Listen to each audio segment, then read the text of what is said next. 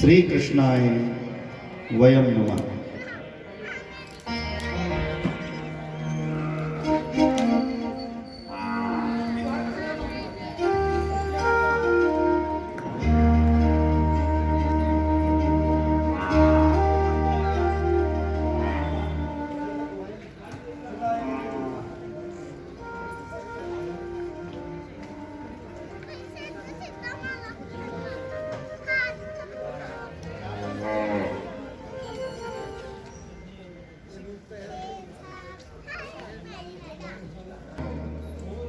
गोविंद चले आओ, गोपाल चले आओ।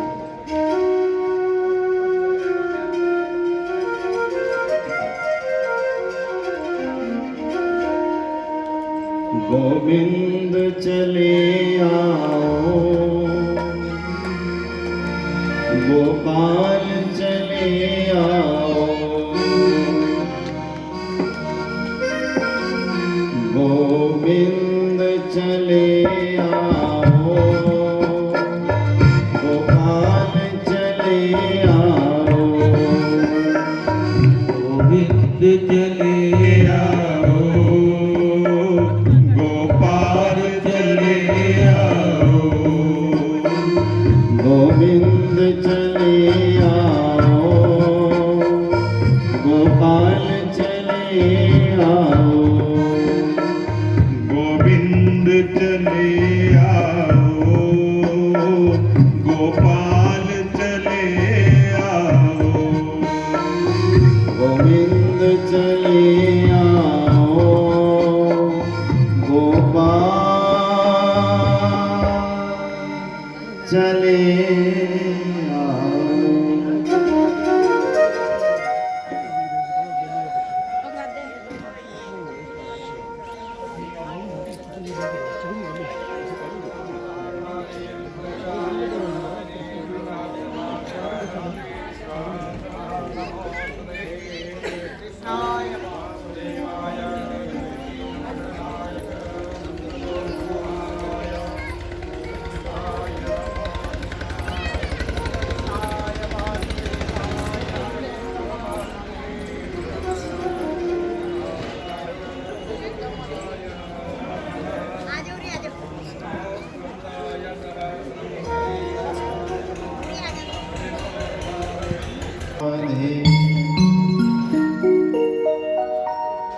जय जय श्री राधे,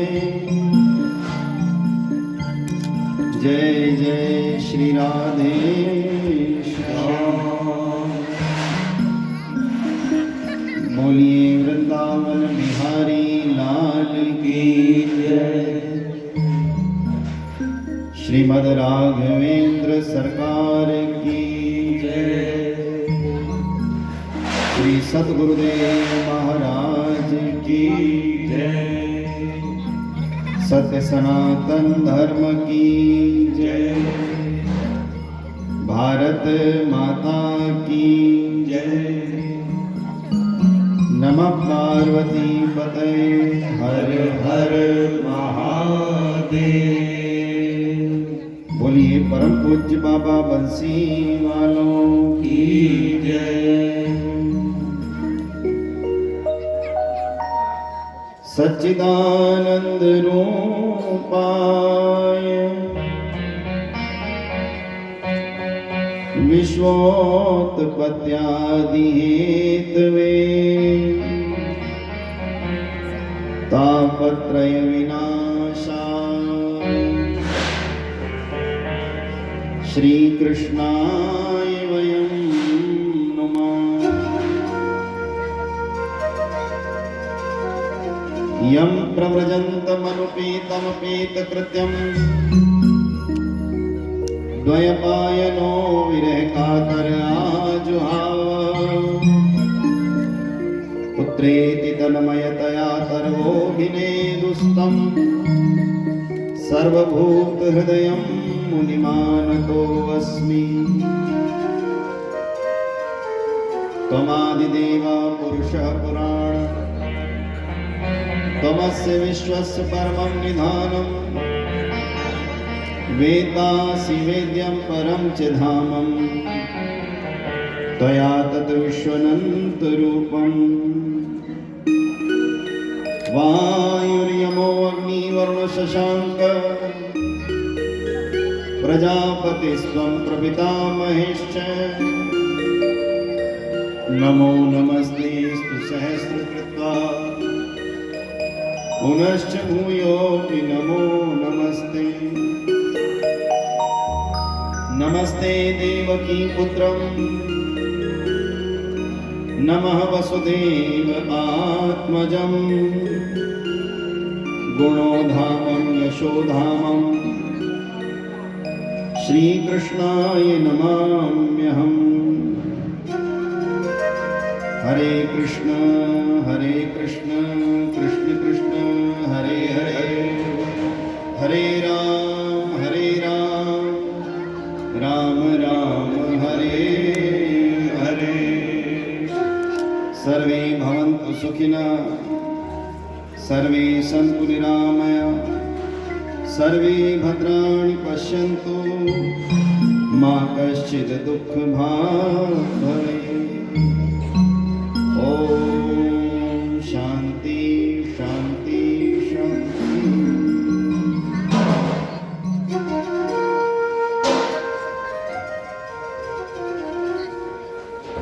श्रीमद् भागवत कथा अमर महापुरुषों का गीत,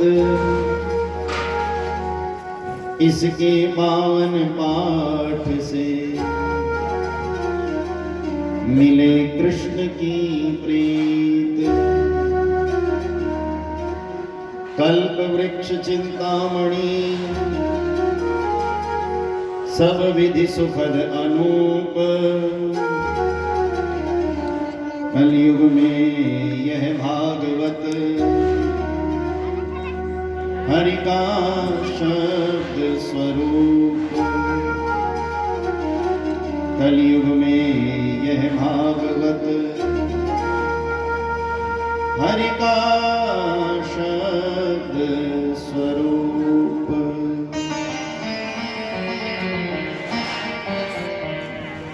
भागवत में बैठे भगवान, भागवत में बैठे भगवान, बातें करें भक्तों से।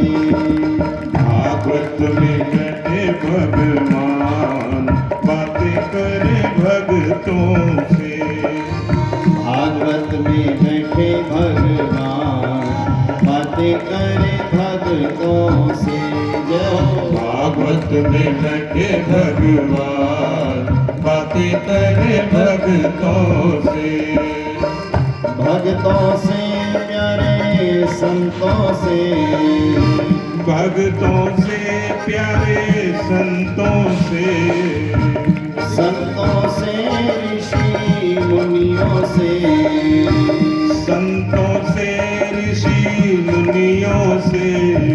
भागवत में बैठे भगवान, बातें करें भक्तों से।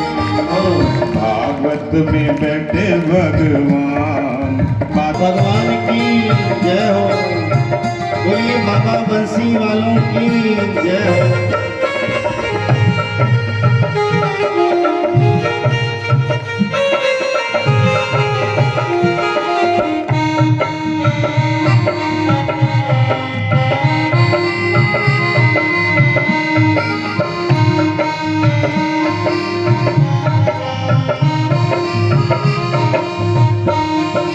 कभी तो हमारी भी आएगी बारी, कभी तो हमारी भी आएगी बारी। हमसे भी बातें करेंगे मुरारी, हमसे भी बातें करेंगे मुरारी। दिल में है यही अरमान, बातें करें भक्तों से। दिल में है यही अरमान, बातें बातें करे भक्तों से। भागवत में बैठे भगवान बातें करे भक्तों से। बोलो भागवत में बैठे भगवान बातें करे भक्तों से। हरि बोल।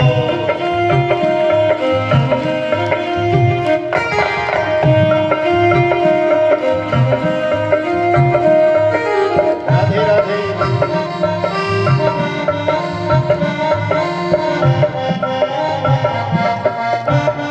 तिलक बिराजे गले वैजंती माला साजे। गले में जंती माला साजे।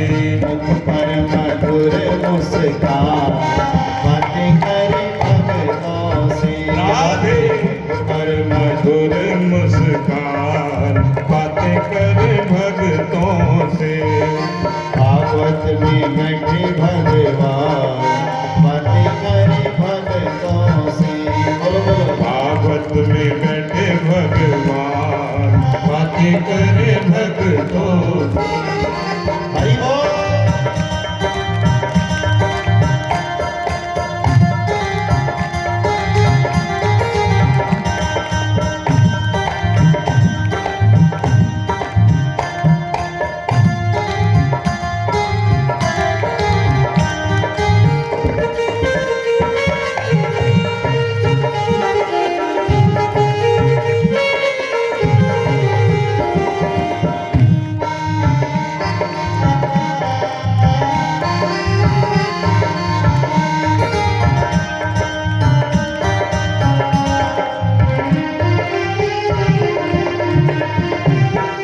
बातों से वो फूल बरसाए। बातों से वो फूल बरसाए। अधरों से वो वंशी बजाए।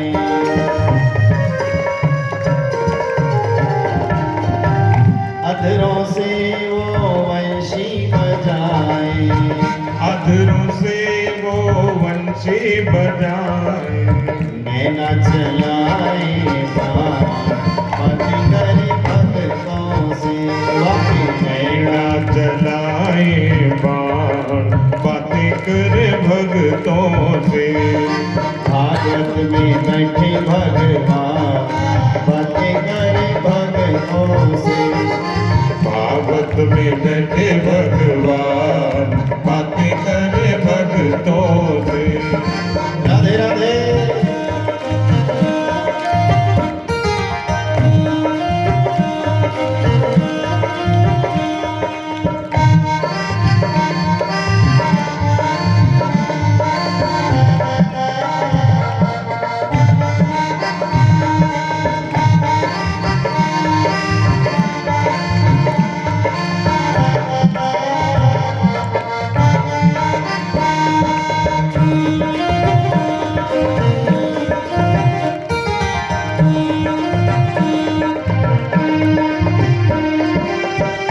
जो कोई भागवत पाठ कराए।